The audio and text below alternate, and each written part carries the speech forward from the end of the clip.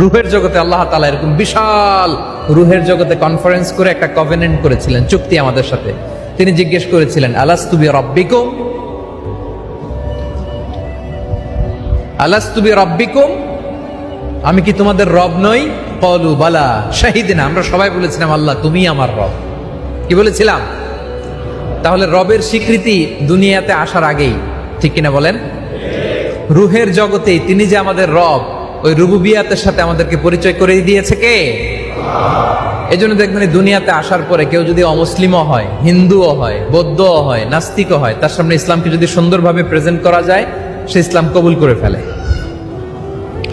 পশ্চিমা বিশ্বে দেখা যায় আধা ঘন্টার ছোট্ট একটা দাওয়া সেশন করলে ওই জায়গার মধ্যে দাঁড়িয়ে অনেক খ্রিস্টান পড়তেছে আশহাদু আল্লা ইলাহা ইল্লাল্লাহ ওয়া আশহাদু আন্না মুহাম্মাদুর রাসূলুল্লাহ। কারণ কি?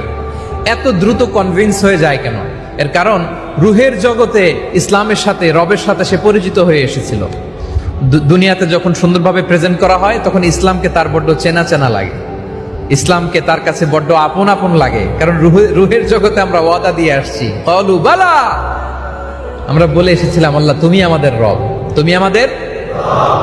আবার কবরে যদি চলে যাই, কবরেরও প্রথম প্রশ্ন কি নিয়ে? আওয়াজ করে বলেন, কি নিয়ে? কবরের প্রথম প্রশ্ন কি? মার রব্বুক, উত্তর কি?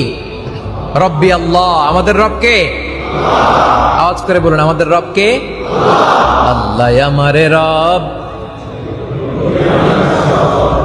আল্লাহ আমারে রব, দমে দমে তনু মনে তারি অনুভব, আল্লাহ আমারে রব।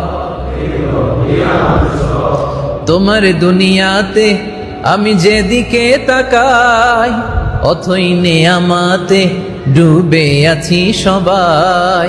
পাক পাখালির গানে শুনি তাসবিহ কল রব, তাসবিহ কল রব, আল্লাহ আমারে রব।